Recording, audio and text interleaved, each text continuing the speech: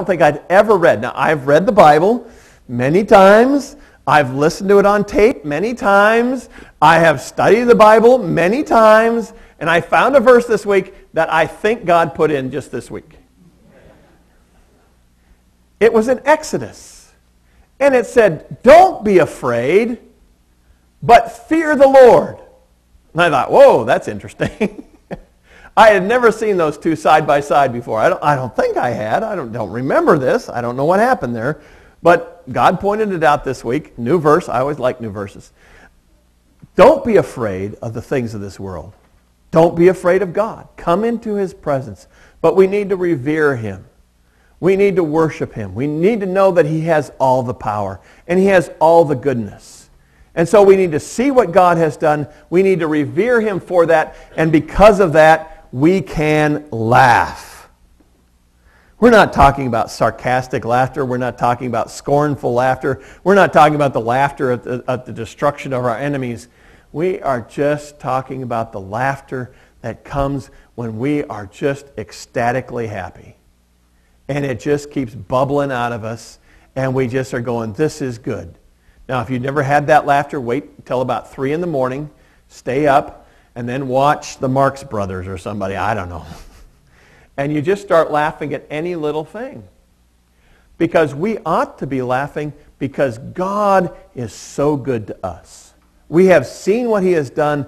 We have exalted His name. And we can't help but burst out laughing. And David laughs. The basis for this laughter comes in verse 7. The warrior trusted and could trust, and he could be dedicated, and he could be loving. But he loved the things of this world. God tells us we need to love the things of the next world, and therefore we can laugh, really, in the face of danger. He is the only object of our love. The warrior trusts in his capacity for destruction. We trust in God's unfailing goodness. And because of that, we can laugh. Now, money is mentioned for the first time in this chapter. Before it was always about power in this chapter. Now he says money and power are together and they make a formidable enemy against us. But God is on our side and we can handle even that combination. The caption on that picture was, you don't want to make an enemy out of the snowplow driver.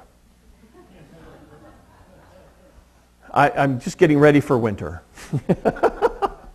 You don't want to make an enemy out of the snowplow driver unless God is on your side. You don't want to have people who have money and power on the other side of the fence from you unless God is on your side. You don't want to deal with anything that this world has to send your way unless God is on your side. But when God is on our side, they can't block you in.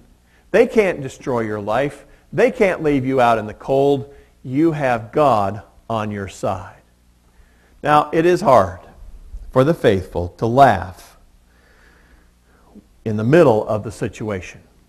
When the money and the power and the sickness and the economy and the government and whatever else is coming against you. It's hard to laugh when those things are going strong. But as Christians, we have a long-term view. We not only think that God can rescue us here, but we know that even if God doesn't provide us rescue in this life, He will rescue us in the next. And the next life lasts for eternity. And we will be able to laugh someday, some way. Verses 5 through 7 have looked to the future, but verses 8 and 9 tell us the stance of the faithful in the present. When we are in the problem, David says he can still trust in the Lord. He says, I'm like an olive tree flourishing in the house of God. I trust in God's unfailing love forever and ever. I will praise you forever for what you have done. In your name I will hope, for your name is good. I will praise you in the presence of your saints. The warrior is destined to be uprooted. But the godly are like an olive tree. This is an immense tree. It starts over here and it ends over here. It doesn't go very tall. Of course, there's a guy standing over here, so that shows you how tall the tree is. But it's a huge tree. And they're very old, and they're very hardy, and they stand up against all kinds of disease and all kinds of weather conditions. But we're like an olive tree planted by living waters. God nourishes us, and God provides the soil for us, and we can thrive and flourish. God says we are like an olive tree, and even when we are in the middle of the difficulties, we can stand strong. The secret is that the psalmist has known where to put his trust. Doeg put his trust in his power, in his conniving, in his ability to get things done in the world. David put his trust in the Lord. We need to be committed under pressure. And you're put under pressure time after time after time. And in all of those, we need to stand strong. And in all of those situations, we need to learn what God is teaching us so that we can survive the next pressure that hits. Because I can pretty much guarantee that the next thing that comes your way is going to be more powerful than the last. And every time we get a little bit stronger and our roots go a little bit deeper into the Lord that we love. David says, I trust in God's unfailing love. And it's not really about our trust. It's about God's unfailing love.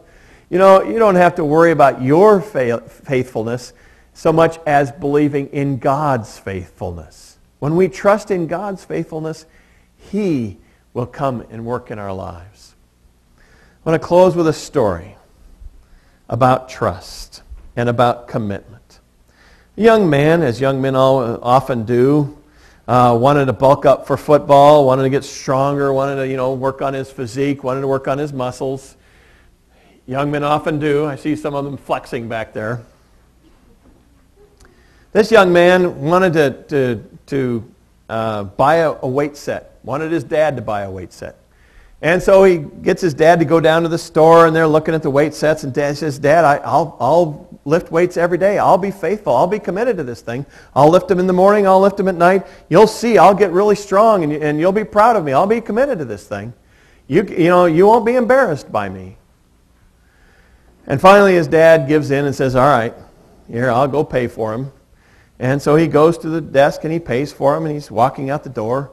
And his son looks at him and says, wait a minute, Dad. You mean I have to carry them out to the car by myself? I used to work at Sears, and I had to carry out a lot of weight sets for a lot of guys. I just didn't understand that. We must trust in the Lord. It starts now. It starts when you buy into the program. It starts, in your life today. You trust now, and you're going to be lifting weights for the rest of your life. This is a hard job that we have, and it goes on for a long time. But it is